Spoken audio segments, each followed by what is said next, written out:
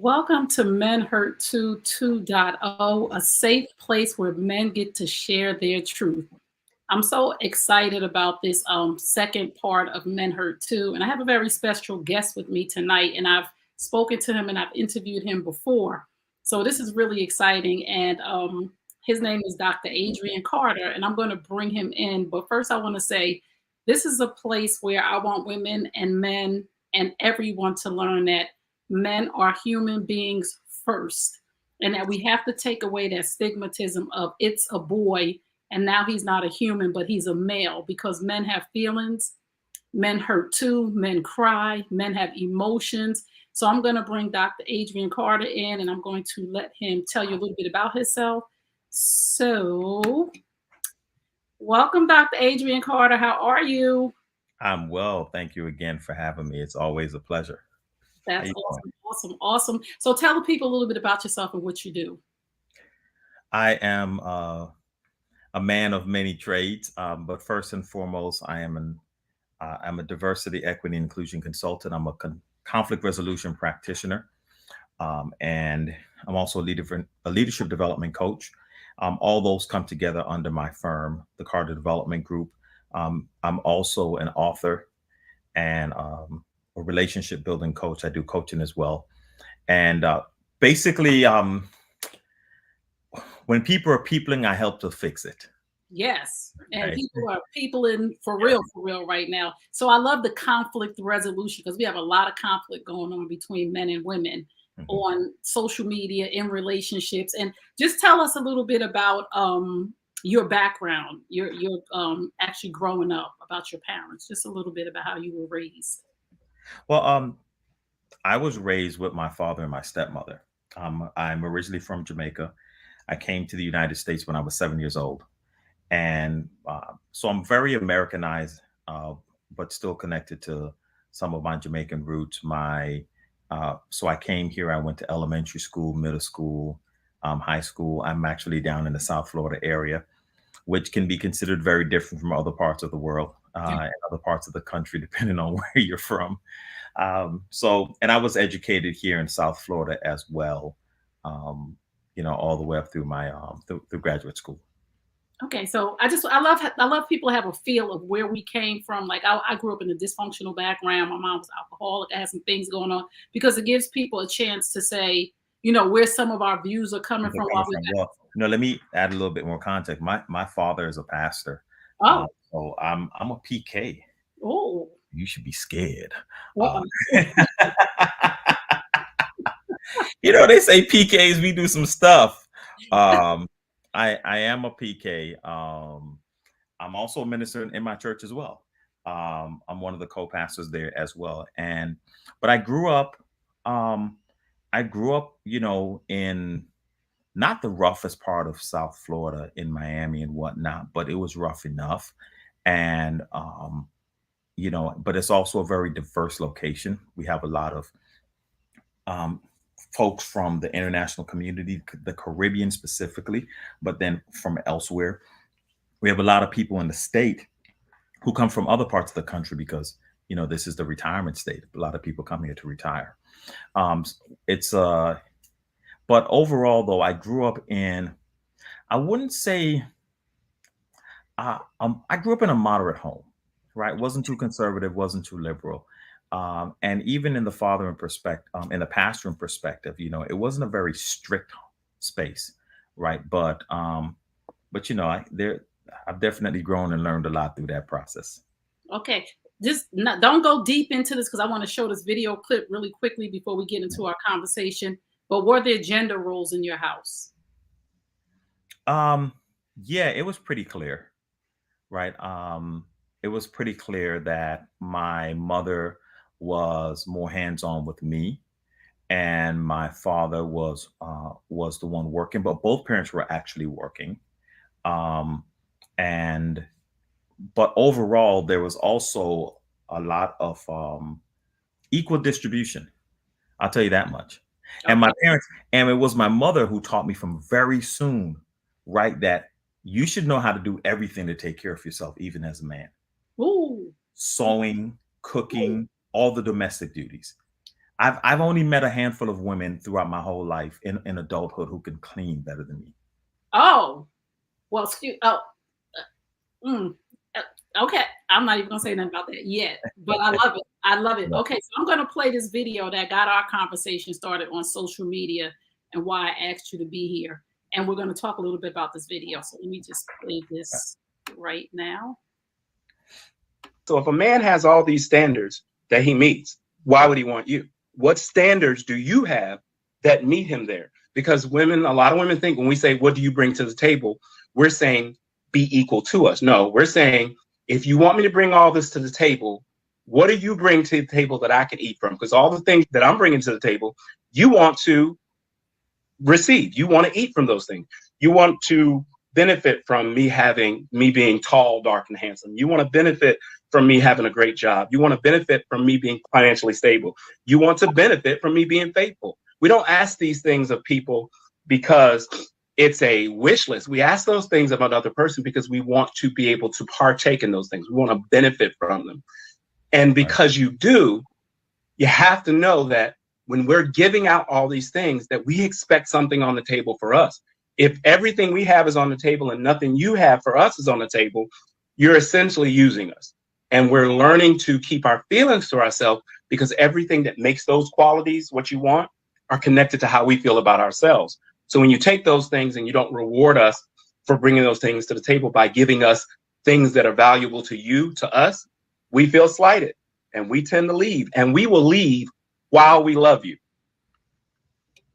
Ooh, ooh, ooh, ooh. I can see how that's problematic for a lot of people.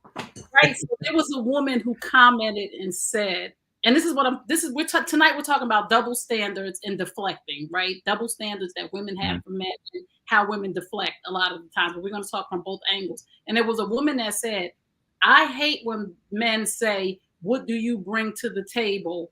Because I don't have to bring anything to the table. I should just, whatever you bring to the table, I should make something out of it. So I want you to talk a little bit to that video and what you think about what that woman said.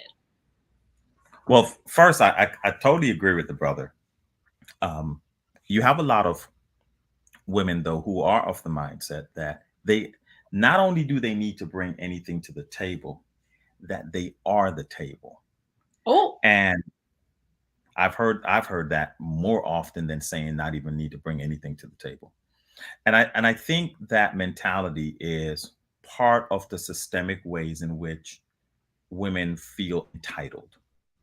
And the whole thing about standards and your expectations and your entitlement, they're three different things, but a lot of times they get jumbled up into one pot. But what the brother said is absolutely correct, right? So think about it this way. I think part of the problem is this, of what's happening on social media. Women have asked for men to be more communicative about their feelings. One, they've asked for men to open up. Two, they've asked for men to hold space so that we can develop our bonding experiences and begin to grow as men. Those three things have specifically been asked for by women consistently. What women didn't expect was that men were going to begin to share space and start having these conversations and start developing standards and expectations for themselves that they always had, but begin to become more vocalized and verbalized about it.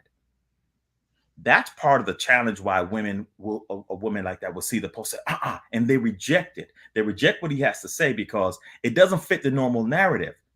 But men are doing the work.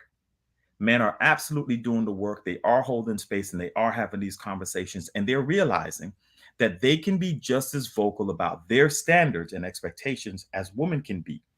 And I think a lot of women are thrown off. They're taken back by surprise that men have standards. Oh my God, what are we going to do now that men are being more vocal about their standards? If women get to say that they want someone who's 6 feet tall and is this level of income and this level of romance and all those things that goes with it, and he gets to say that he wants something in terms of what he's looking for to be quote unquote brought to the table, I think that is a very disruptive conversation than what women are used to hearing. And that's why you hear that kind of feedback from the woman, and other feedback that says, oh, not only do I not have to bring anything to the table, I am the table. And I think that just speaks to women's entitlement. Wow, women's entitlement. Ladies, get your pens and paper out because the doctor is not done. He's just getting started. So I'm telling y'all, grab your edges and it's okay. Because the truth that we're only holding you accountable. Nobody's blaming anybody. And that's the deflection that a lot of the men were talking about, because we have these conversations on my TikTok all the time. And men are so frustrated because they're not supposed to say that they have standards. So they're over there talking now about how women have double standards. Like you said, a woman will say, oh, I want a man that's 6'4" with muscles and he has a job and he drives this car.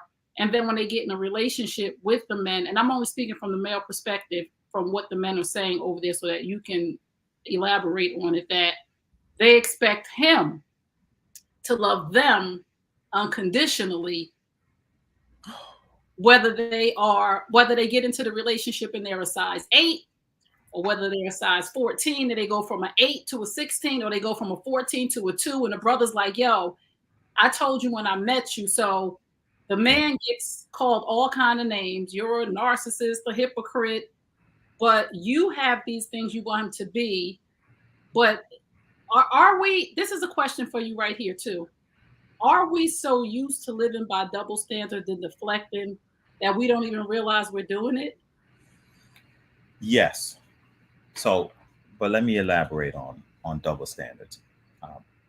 Unfortunately, I think double standards has become a necessity in our life, because I refer to double standards as the great equalizer. It is the great equalizer because when you have any type of privilege that comes from one space, if men have a particular type of privilege, women have a particular type of privilege. And what happens is, in that exchange, it's never a one-to-one exchange. It's not, it's not an eye for an eye type of situation.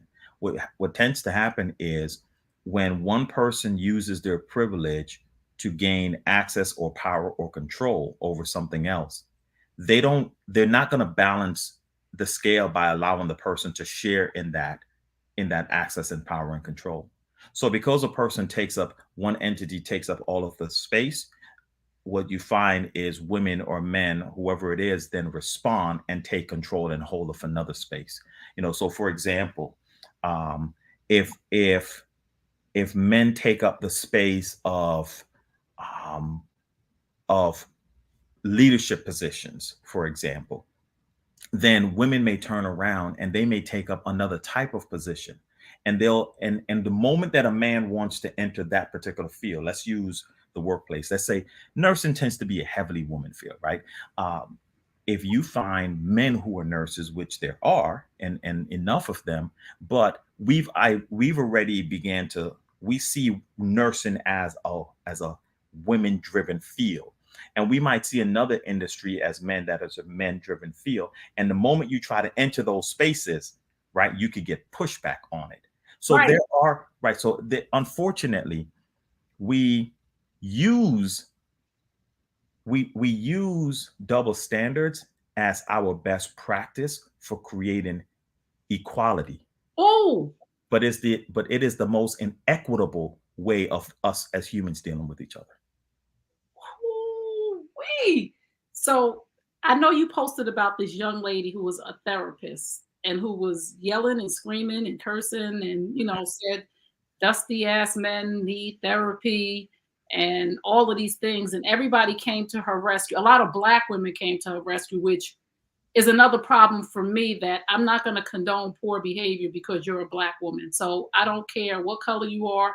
If your behavior is erratic and you're supposed to be a therapist and you're talking about you're suicidal and all these different things and you're yelling and screaming, you get fired and you blame everybody else.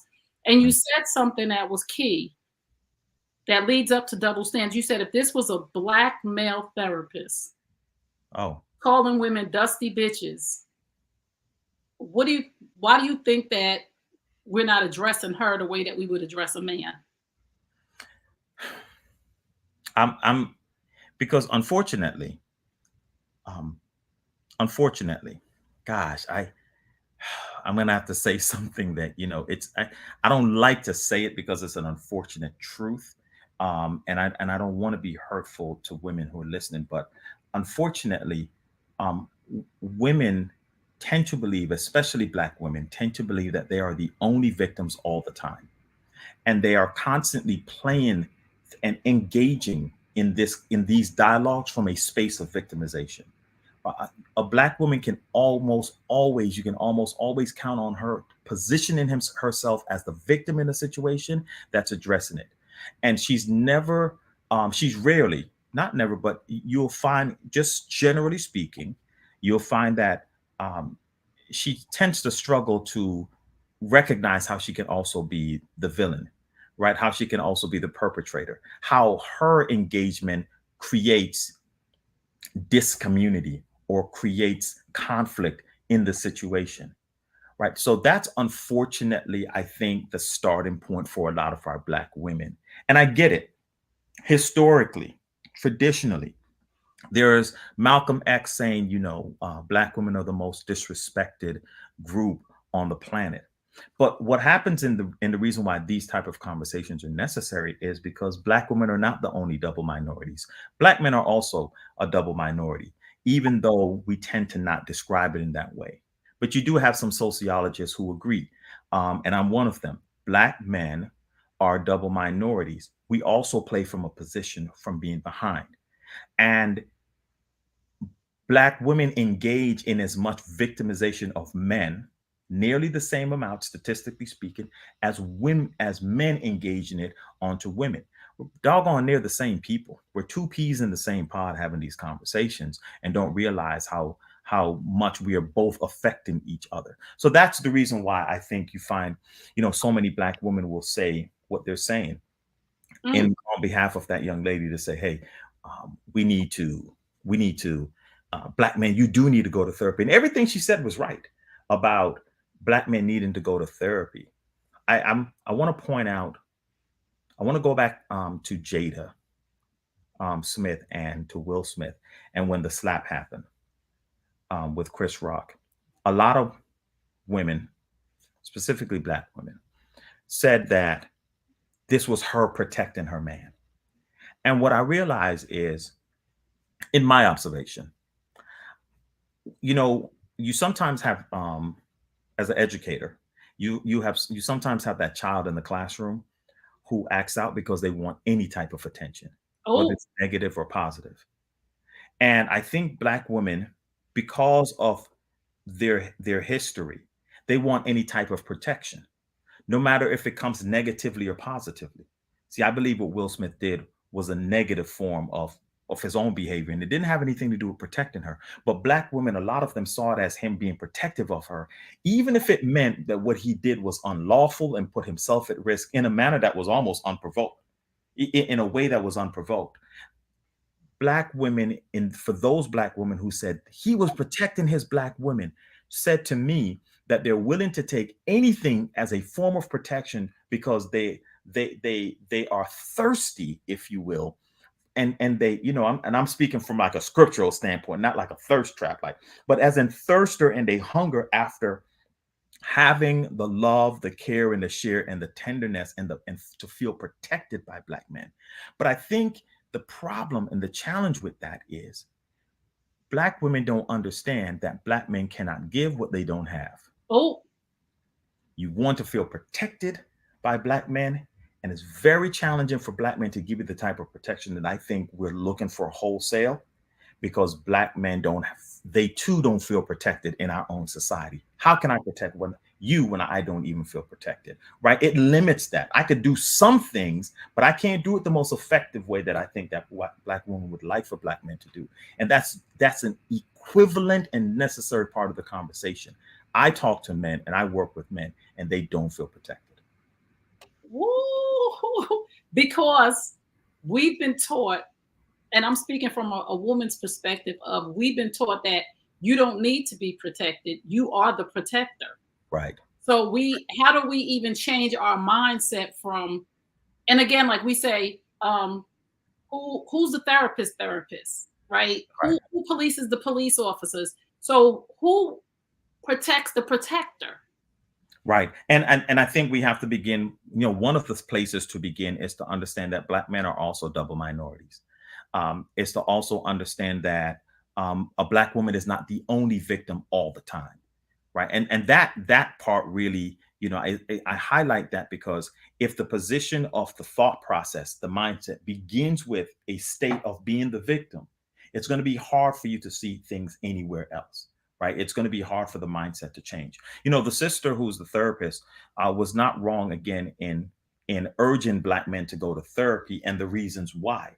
The biggest issue that I had with her was one that she was a licensed therapist.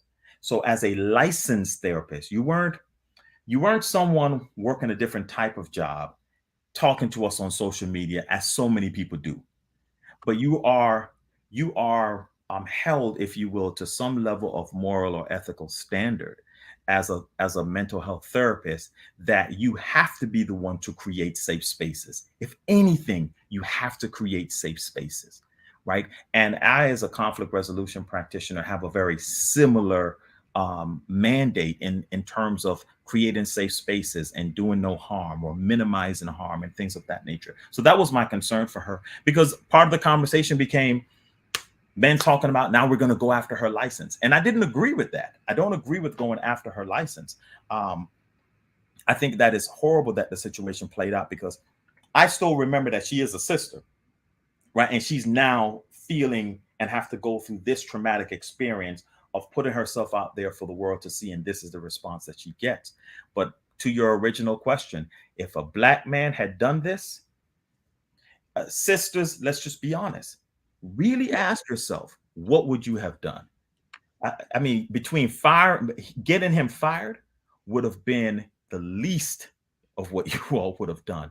Right. If everything, all things being consistent in how we know them to be in terms of this dynamic between Black men and Black women. Oh, come on, sisters. Right. Because we see it, and I'm going to say this, and I'm probably going to get some hate for it and something else, but we see it in the Me Too movement. I get it that R. Kelly is a predator, but R. Kelly is Me Too too. R. Kelly was molested as a child by his sister. R. Kelly was betrayed. R. Kelly went through all of the things that he put these young people through. And we saw this on his documentary when they said he was molested as a child from several people. But nobody took into consideration that, yes, he does need to be punished. Yes, he does need to be somewhere put away. But is prison the right place for somebody who has mental illness from being Me Too? Like, these young people were molested. These women who are coming out saying, this man in Hollywood did this to me. This person did this to me. R. Kelly is Me Too. And again, there's a double standard of, why are we not considering the fact that this little boy was molested? And if he didn't get the help that he needs, right? What do we think he's going to be running the street? R. Kelly is one person that y'all put in jail. There's 7 billion R. Kellys running around. Yeah. Well, so when I talked about privilege earlier, what happens in our society is that narratives are created. Narratives are created, narratives are upheld, and those narratives are the ones that train the way that we think. So, for example, there's a narrative about Black men, a narrative about white women, a narrative about Native Americans. When the Europeans and colonizers first came to the shores of almost any country that they came to, one of the first things they did was they set up the narrative. And the narrative was that the indigenous people were backwards, they were unintelligent, they were animals. And once you get that into the brains of the people, then you are able to use force, and you can justify your behavior, because after all, you're dealing with people who are not humans. You're dealing with people who are unintelligent, and they're uncivilized is one of those words. I think there's a narrative that has been created around sexual assault, sexual abuse, and what that looks like. It's the idea that women, again, are not or cannot be the perpetrators, or are rarely the perpetrators. So that narrative, it runs rampant throughout society, and in these conversations, there's this idea that, well, again, if the woman is the victim, and the woman is the only victim, or the Black woman is the only victim all the time, then we can never see her as being the victimizer, or the one who's the oppressor, or the perpetrator, right? If we can never see them as that, then R. Kelly's abuser doesn't fit the mold the same way. But R. Kelly is going to fit the mold because the narrative says that men are these things, not women. And there was another actor who came out.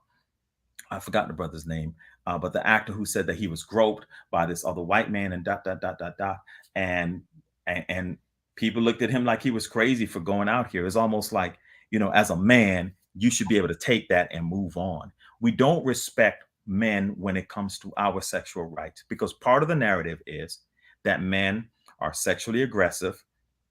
Men are sexually aggressive. Men are always sexually charged, right? And objectify women. But guess what? Women objectify men. Women are sexually charged. Women are just as interested in being sexual with men as men are with them. But again, the narrative shifts and it paints a picture which creates a double standard. Right. And you were talking about Terry Crews.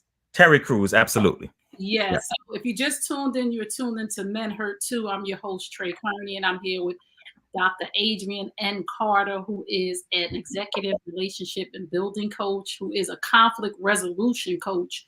And we are talking about double standards. And we just got a little bit into R. Kelly, not far into it, that he's part of the Me Too movement too. So in that breath, I'm thinking to myself, why didn't they go after his sister, even though it was when he was a little boy? He's grown now. And a lot of these women who have been victimized, really been victims of an assault, had this done to them. Bill Cosby's case 50 years ago, 25 years ago. Why has nobody gone after his sister, who he said he was molested by?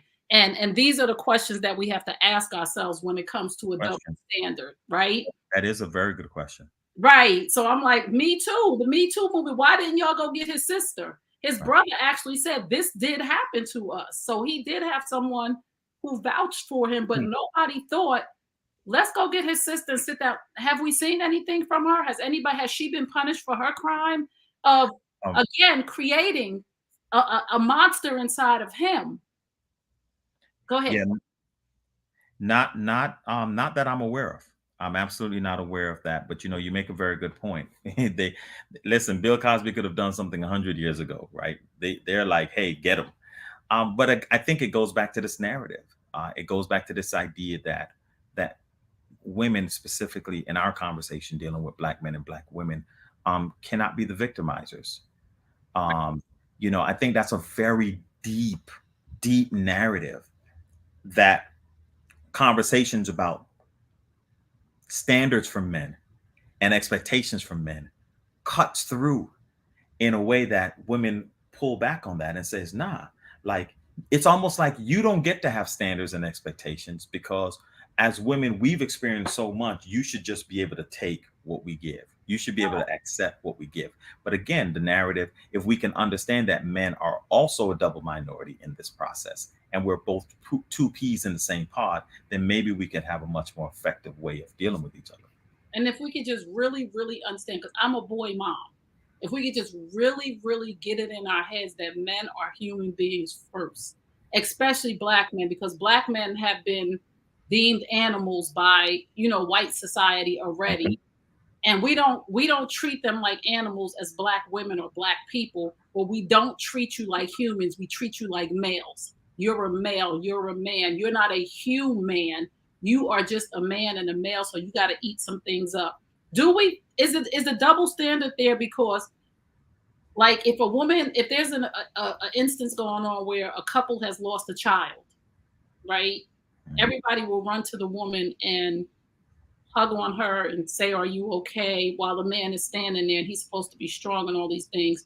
Does this double standard come into play because people say women are more emotional? Well, good question again, because the questions connect back to understanding how the narratives are created. If the narrative is created that men are not emotional, and then are socialized to believe, hey, you're not supposed to cry, you're supposed to be able to, pick up and remain strong, and that women have the ability to emote. Well, then that's the result. That's the result that you're talking about, that happens after decades and years, decades, generations and centuries of that being the indoctrination. And when a person gets socialized a particular way for so long, we then begin to misbelieve that it's innate and that it's not taught. And I think that's where we are in our society right now, is experiencing a paradigm shift. We're having paradigm shifting conversations about what should be the narrative. And I think we're learning to self-correct. It's almost like, when you're typing and you misspell a word, you have that autocorrect that comes up. I think that's what's happening, right? So going back to the example of the sister who was the therapist, who, she said what she said, but then you see people coming in, autocorrecting, that's unacceptable, right? But the autocorrecting from men, I think, is a little bit more hard to swallow in our society for the reasons I stated before. But part of the narrative that's being pushed back on is that, hey, men want to be fathers, they want to be active fathers, and many of them are. Statistically, a lot of them are, more so than any other group of men. Men are interested in caring about their children, and they have emotions. And what we are experiencing in the ether of this paradigm shift, as I stated at the top of our conversation, is that men are holding space and are giving each other permission to be vulnerable, to talk about their feelings and their emotions, and to realize, here it is, and to realize that there are more than just unemotional, sexually charged objects who should just provide and protect. Ooh-wee. And when a man begins to understand that he's more than that, one of the first things he's going to do is demand more from the woman next to him. You see, so that goes back to one of my favorite memes that I'm going to paraphrase. There's a meme that I've seen from years ago that says something to the effect that a woman wants a man to be a man until the man wants that woman to be a woman. And I, in my observation, I find that to be extremely true.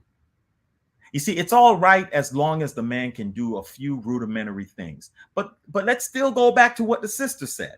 The sister and the therapist said, hey, you have to develop better emotionally intelligent and better communication skills. Better emotional intelligence and communication skills. She's 100% right. And a lot of our Black men don't have it. But I know a lot of them are working on it and are holding the space that allows men to begin to rethink how they've been thinking and to retrain their thought process. I know immensely that there are a lot of spaces. I just got an email, a text today. Hey, we're having a men's group tomorrow. Love for you to be a part of it. Boom. I'm like, I'm there. I know of groups that are holding space on Mondays at a barbershop. And then there are other places that are taking place that's going on in conferences and different spaces. So what do you do, ladies, with that emotionally intelligent, evolved, communicative man? Well, here's the problem. Here's the problem. You may not know what to do with it because you've not experienced it before. So the very thing that you're asking for, you may turn around and victimize. Woo! Think about that. Yes. Yes. That. This is what happens. You say you want it, but let me tell you what men tend to discover when you say that's the man that you want, is that you're not that woman. You're not an emotionally intelligent woman. You do not have great communication skills. And then when the man gets called, he calls you out on it, then suddenly he's the problem. So again, if you stop taking the position that you are the victim and that you are the only victim all the time, then maybe you give yourself room to realize areas that you need to grow in, because you speak and you emote doesn't mean that you're emotionally intelligent. Because you speak and you emote doesn't mean that you're being communicative in a way that's effective. It just means you're talking. And you could be mad, and you could be yelling, you could be doing those things. I'll tell you another part of this, since I'm on the rampage now, is just as much as we may talk about men needing to know how to do those things, be emotionally intelligent and to be communicative, effective communicators, you also have to question what is the safe space that has been created for him to be that type of a person. Because I could tell you, as much as the conversation on one side is that men need to learn to be that, on the other side of that is men are saying that I've tried to be that, to only incur a woman who didn't provide a safe sanctuary for me to be that type of a man to her. And that is a scary place for me to be vulnerable, to only have received that negative experience. I don't know if I can continue being that type of a man to different women that comes into my space, because I've been hurt there before in attempt to do that. You see, so again, there is balance that has to happen in this conversation. And I think our women have to be just as flexible in wanting to do the work for themselves, because an evolved man is going to turn around and tell you that you don't meet the standard. You need to go and evolve more. And this is what's happening, right? So I'm talking to, and I have and I love my brothers on TikTok, because I do give them a safe space to talk. And if any woman comes at them, she's removed from the space, because I'm trying to have women come over there to just read the comments of what the brothers are saying, what they need. Mm-hmm. And a lot of the brothers are saying this, just what you said, that even if I go to therapy, I get better. I learn how to communicate better. I learn how to control myself. She still doesn't believe I changed. So how do we even fix that? I've been in relationships where I've worked on myself and I've changed, and a person will say to me, I lied to you because I knew how you would react. And I'm like, no, I'm not that same person anymore. And you don't know how I'm going to react now that I've went and I've gone to therapy and I've gone to coaching, but you're still treating me the same way as if I didn't. So how are men supposed to, again, thrive in a relationship where you say go to therapy and a person goes, they get the help and they change, but you're still saying, I don't believe you. You're the same person. I didn't tell you this because I knew you were going to react that way. How do we even begin to work on that? Well, I think the answer to that is that this is not a short, there's no shortcut to this process. I think all of this is a lifelong, ongoing type of learning how to get along and how to better ourselves as individuals. I'm happy that we're able to have the conversation about it to impress on men and women the need for them to do the work, because that's ultimately what we're saying. And then the follow-up to that question is, well, if they've done the work, right, how do you sustain the work? So that's part of the process of learning how to do the work, right? Because if you've had a certain type of behavior for some time, then I would encourage him to be consistent in his change, right? So that the person is able to have those more consistent, better experiences to match up against those poor experiences that they've had in the past. And it's an ongoing process.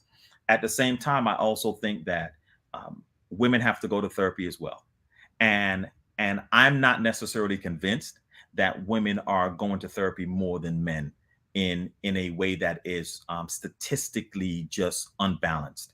Now, I say that from the spaces that I'm aware of here, because again, I'm talking to a lot of men and I'm hearing a lot of them saying that they're going to therapy. So what may be happening is this: what we may be seeing is a greater increase in men going to therapy, even if women are outnumbering men. But women are just in need of the therapy as men are.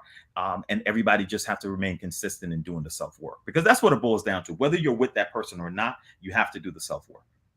If you're tuned into Men Her Too. If you just tuned in, you're tuned into Men Her Too. And I'm here with Dr. Adrian N. Carter. And I encourage you to follow this brother, because he is a wealth of knowledge. And this is one thing too, and I'm speaking from a woman's perspective, and I'm being really honest with my brothers and with my sisters. And this is what I have to teach a lot of my clients, Adrian, a lot of my female clients. I have to teach them, when you come to coaching, we're working on you, not him, because they walk in the door talking about he did this and he's doing that and I behaved that way because of him. And I believe that a lot of sisters, I'm not saying all sisters, there are some women who go to therapy, they work on themselves and they become a better version of themselves. But I believe a lot of women go to therapy to work on the other person. They're in a session taking it back to him like, well, the therapist said this. No, I'm so serious. Listen, this is for that reason. I want to respond to this, and I want to respond to Dana Brandt's question. Okay. For that reason, though, I encourage men to go to therapy when their women says, we need to go to therapy. I'd be like, go with her, because you're both going to win. But what she's going to end up finding out in the process is that you're not the only problem. Go. It's going to benefit you. Right. So that's that. Unfortunately, in those instances, what you have is this idea that therapy is supposed to fix him, right? Because she's the victim. Again, from the space of victimization. There could only be one victim here. And if there's only one victim, that means the other person's the perpetrator. So we need to go to therapy to fix him, the perpetrator, the one who's doing. And again, that's part of the problem that has to be fixed. So I encourage men, when both couples, when she says we need to go. Absolutely, both of you go. To the question that talked about, that we're talking about if the relationship has been unhealthy for years, like I said, that's why I think it's important that both people do the work, and both people, because distrust has been built across the aisle. I think in a very practical way, I think a couple has to be able to sit down and have the difficult, some people refer to it as the difficult conversation. I refer to it as the courageous conversation. Have the courageous conversation and engage in courageous listening, which is your ability to hear things that you don't want to hear, and be able to hear some raw truths about your perception of the relationship, and be able to talk through that, right? Is there an opportunity or a way to talk through it without us necessarily breaking down to where we feel but where we feel that we can understand where the other person is coming from, so that we can understand the reasons behind it, right? But when we begin to actively listen, reflectively listen, courageously listen, and to have those type of courageous conversations, I think then the couple who's been engaged in that standoff for such a long time can begin to have breakthrough. Following therapy is a safe space to have that a lot of times, and then even outside of therapy to be able to have the breakthrough. And I think when you want it, you're able to achieve it. Let's talk about one word that I see a lot of men using, and then I've actually seen in action over the last 4 months, which is really disturbing to me as a woman, because I really didn't come on here to prove a point to men that they were wrong, but to show them that what they were seeing wasn't necessarily what they were seeing. But I found out what they were seeing was necessarily what they were seeing, which was disturbing to me as a woman. Okay. Deflecting. So I've put up posts, and I've seen men put up posts or comment on a post that I put up, and a woman says, what about him? And he did this and he did that. And I'm matching his energy. And I'm saying, and a brother says, listen, this is what we're talking about. You're deflecting. And a woman automatically says, I'm not deflecting. I'm just telling the truth. How do we get past that point of, we're talking about apples and you come in and say, what about the oranges? And a man feels like, I'm never being heard, because immediately she deflects, and now we're dealing with her issue behind what my issue was. So how do we stop that? Right. Well, I've seen it happen both ways, right? Where men go on a women-based post, right, and then air their grievances or say, but y'all do, then what about this? I think to deal with where the problem stems from, I think is to understand that we are a hurt community.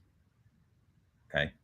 And I think what's happening is, between men and women in our Black community, there is a fight for space to be heard. Okay. And if a person doesn't feel heard, then they cannot feel validated. If they don't get to feel validated, then it doesn't bring about a space of empathy. So one of the things I train on is that communication leads to understanding.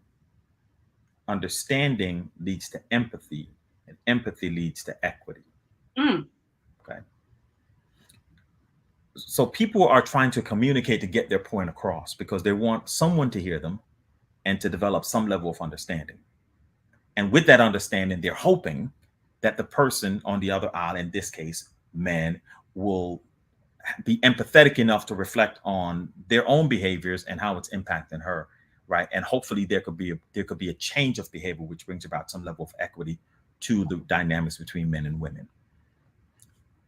But when you flip it around, you get the very same behavior where men want to be heard, and we're going through that. So I think the real impetus behind all of that is you're dealing with a hurt community who are screaming at the top of their lungs to be heard. And when one person points something out, they got to scream louder in order for it to go. I think we're not going to necessarily be able to change that, but I do encourage people to stay on topic. Stay on topic. And I think in a very practical way, I think there's nothing wrong with saying that's not what we're talking about. And I've done it before. And I've said something which was like, but what about men, ... And she was like, well, but that's not what we're talking about today. And I said, you know what? You're right, sister. That's not what we're talking about today. Your post is talking about what it's talking about. And I learned to respect that. I think that's a courteous and part of etiquette, if you will. So absolutely. I think for the moderators of those posts, they have to set the tone in saying the topic is this. Yes. Discussion. I do that all the time. I'm like, that's not even what this post is about. Like y'all went left, south, north, east. I come on, we got to just stay. Yeah. Well, here's the thing. A lot of people don't read to comprehend. Whoop. So what they're doing is they read, but what they respond with is how they feel about what was said, not about what was said. Ooh. And I've tracked that for the last 6 years. I was being inflammatory, as some people would say, on my Facebook post at one time prior to my book, and I said, oh my gosh, y'all people don't read. Y'all are not reading what I'm, and even whoever it is, I see them do it on plenty of people's posts. Again, not reading to comprehend. They read and then they respond with how they feel. And that's a significant difference in being able to respond to what the post says versus about how you feel about the post. And I'm not, so don't, and not to confuse someone who's listening. What I'm saying is when you respond with how you feel, you're responding to what the post is about, not about how it made you feel, where it's like, oh, it brought up your trauma. Well, this brother did that. Whoa. Right. That's what we're talking about. You see, that triggered something in you. Ooh. And that's a different situation that's happening. Wow. Yes, because I've noticed that posting now and saying, if I say something as simple as side chicks do exist. Oh, you giving men an excuse to cheat. No, that's not what I said at all. I said that, first of all, exactly. That's exactly my point. They responded with how they felt, right? Not with what you wrote. Right. Exactly. I'm just saying a side chick is a symptom to a bigger problem. So if a side chick enters the equation, nobody's saying it's right. I'm just saying that your reality really is that if you guys don't get this problem together, there's a possibility that a side chick will come in. Oh, you giving men permission to cheat. And I'm just like, okay, we have to, like you said, listen to comprehend and not to just reading comprehension skills. Yeah.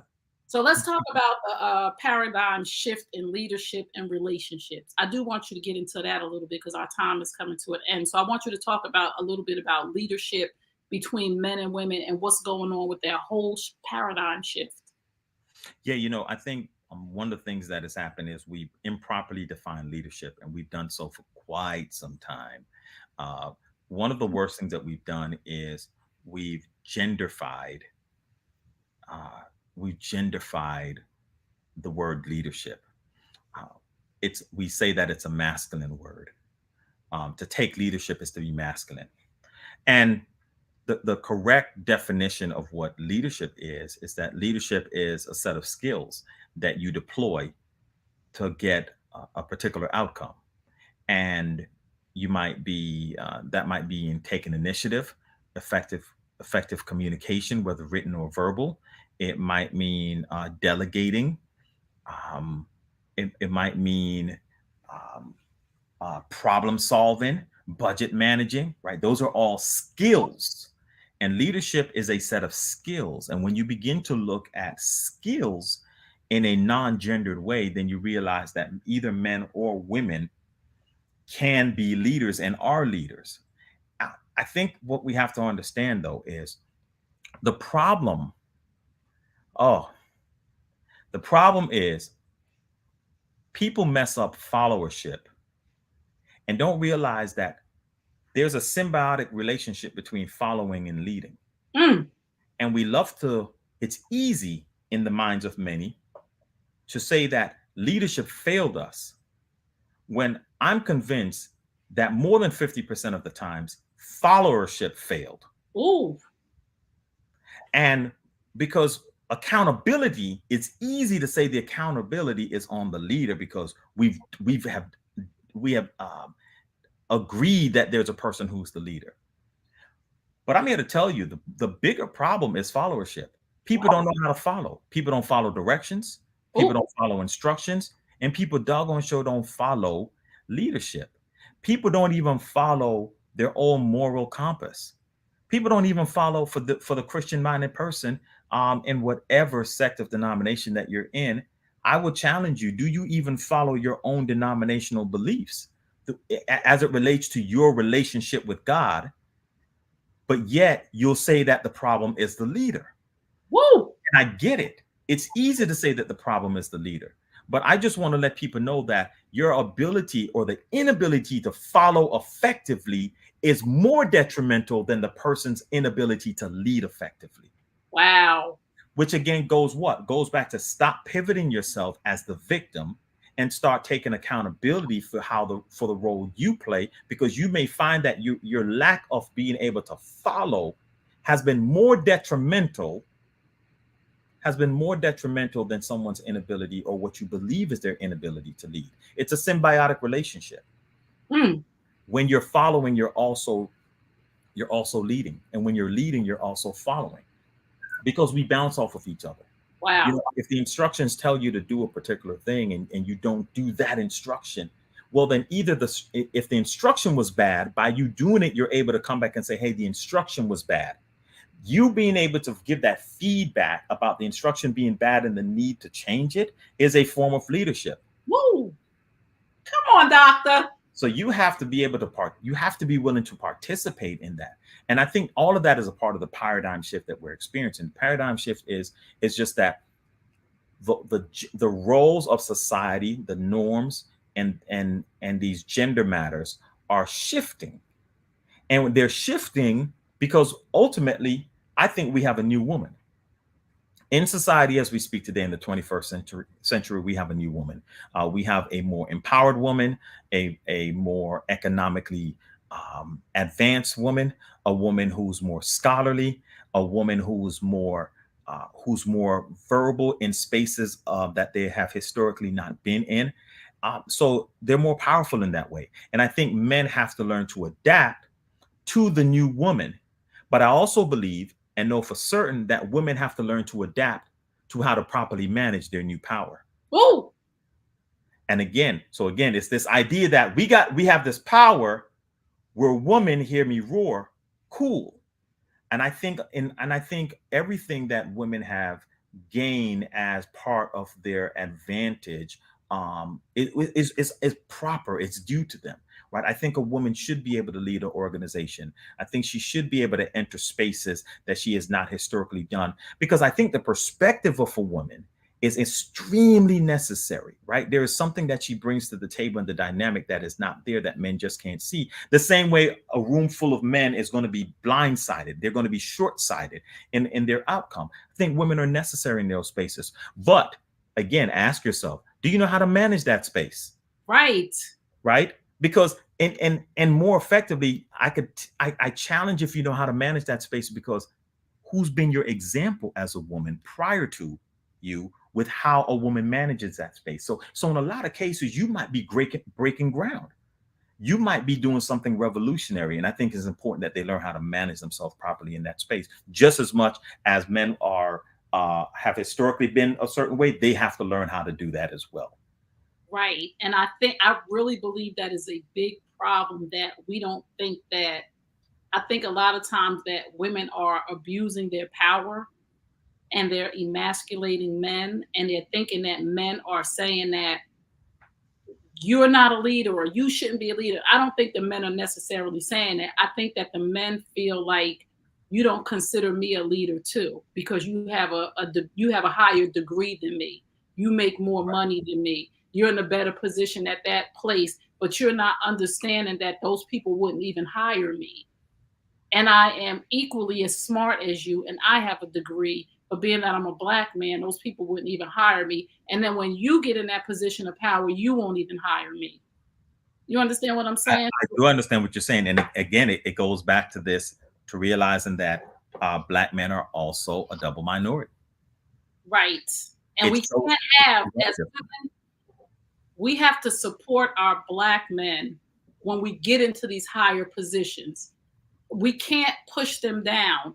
We can't emasculate them. We can't make them feel a certain way, because society wants that to happen for us. They want us to be co-conspirators with them, to say, now we have the black woman on our side, the powerful black woman, the educated black woman, the woman with a higher salary than her husband. Now we have her on our side. And black men are feeling that pain because, again, the name of the show is Men Hurt Too. Men are feeling like, I'm not being heard, I'm being stifled, I'm being looked over, and the sister that's in a position to do it for me, or the woman that I'm laying next to, is part of the problem. And I think we really need to fix that, because it's scary for me when I hear the brothers saying these things. And I'm like, no. And they're like, yeah. And then when I see posts that I post and the women actually say things that are aligned with what the men are saying, I'm like, okay, there's something that we have to do, Adrian. Yeah, there is. You know, the unfortunate truth though is that you have pockets of these type of conflicts happening everywhere. Mm-hmm. Right? You have a pocket of where the conflict is that there are men, there may be black men in positions of power, not providing opportunities for other black men and women to share in the space. You have opportunities of black women not allowing other black men and women to share in the space. Right? You have the woman who has to combat the sister who's just a negative sister on the job, plus people from other races, and the white man and the white woman. Right? I think if we can come to understand and agree, right, if there could be a meetings of the Congressional Black Men of America and the Congressional Black Women of America, and we could come to the table and say, hey, look, the reality is, while it may show up differently in how it looks for you than it looks for me, in some ways, we're actually experiencing the same thing. Yes. We're sharing in this experience of inequity. And it's a bigger machine at work that has institutionally and historically intended to separate our family. And it's doing a very good job of it. Yes. The only thing working right now is the design of how the system was meant to keep us, right, in conflict.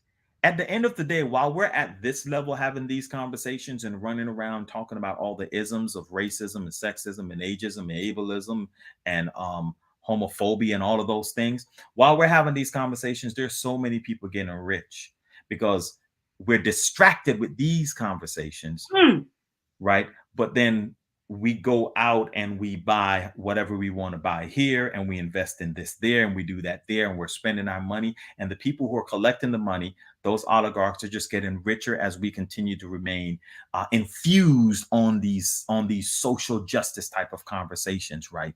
I think if we can come together and realize that we're two peas in the same pod, I think then we can make an economic justice move for ourselves as Black people and as Black families, and we'll be much, much better off for it. Ooh, and you said something in our last interview that was so good. You said, if you got $1.50 and I got $1, we only got $2.50, and it cost $3 for us to get in, and we're not even willing to put our money together to try to get the other 50 cents so we can actually get in the door to do some things. Right.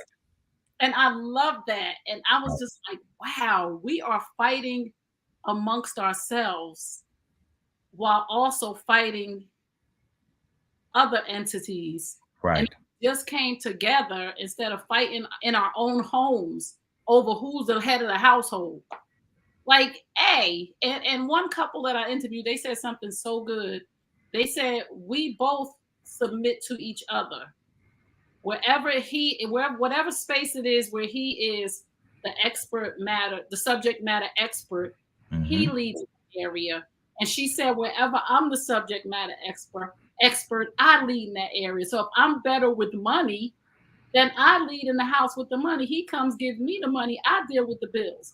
If he's better at cooking and cleaning, then we let him do that. But we lead in the areas where we are the subject matter expert, where we thrive the most. We Correct. don't say, you're not going to do that because I'm the head of the household. We submit to each other. And there's a lot going on with us as people submitting. And we got to have these conversations. And I'm so glad that you're here. So, can you give me some final words before we go and let the people know where they can find you? Because I'm sure they're interested because they've been asking, Who's that over on TikTok? Because I'm going live over there too. This is Dr. Well, Adrian and Carter. Dr. Adrian and Carter. if the best thing that you can do is I went and I put my shirt on, my mental health shirt. If you notice, it has a double message to it, right? It's men heal and it's mental health. So if I think the best thing that you can do in support of today's conversation, and thank you again for having me on, is to go out and get a copy of this shirt because I have way too many of them here and they need to be sold. All of that does go to my nonprofit, and my nonprofit is the Center for Advanced Leadership and Conflict Resolution. And in our nonprofit, we work with putting on the Empowerment Conference, which is a conference for men. We are also gearing up to work with young boys to teach them consent training. Boom. Because guess what? When boys learn consent, right, sexual assault and crimes of sexual assault and rape and things like that, that goes down. And in turn, we want to also teach our young ladies what it means to be violent. Because statistically speaking, domestic violence is more statistically higher, is promulgated or is initiated by women, not by men. So we are engaged in that kind of education for our youth as well as developing our men. So if you can go to empowermenconference.com, that's empower men without the T at the end of it. I'm going to change my name to put it, but if you can go to empowermentconference.com, or if you go to alcrcenter.org, I'll just put that in. You'll be able to go there and find out more about the t-shirts. So please do that. I'll appreciate that. That's the best thing that you do. Otherwise, you can find me on social media at Dr. Carter Speaks, Instagram and Facebook and whatnot. Or you could always look me up on the website and give me a phone call. Send me an email. Thank you so much. I appreciate you for being here. You are like one of my favorites because you come and you just bring the truth, not only through your education, but through your experiences and through the conversations that you've had with other men. And I truly appreciate that because I believe that the only way that we can learn about Black men is to get the information from Black men, the subject matter expert. And so many times we're assuming things about you guys when all we really have to do is sit down and listen to you. And this is what I'm trying to teach my sisters. We have to sit down with the intent of listening to what you guys are saying and not debating it, and just look at the data. When I tell the women, go to my TikTok page and just look at the comments. If there are 500 men saying the same thing, there is something to that. Yeah. Right? If there is 1,000 men saying the same thing, there's something to it. Yeah. They don't know each other. And that again, because a lot of people are clamoring for the space to be the victim. But again, if we can all understand how we are all victims of the narrative, we're victims of the narrative, and we have the ability to change the narrative. So please engage in doing the work to change the narrative. Yes. Thank you, everybody, for tuning into the Men Hurt 2 2.0 show. I appreciate you for being here. I thank my guests for being here. We'll see you next week at the same time. Remember, just remember this. If you don't remember anything else from this conversation, men are human beings first, and men hurt too. We'll see you next week. Peace and blessings.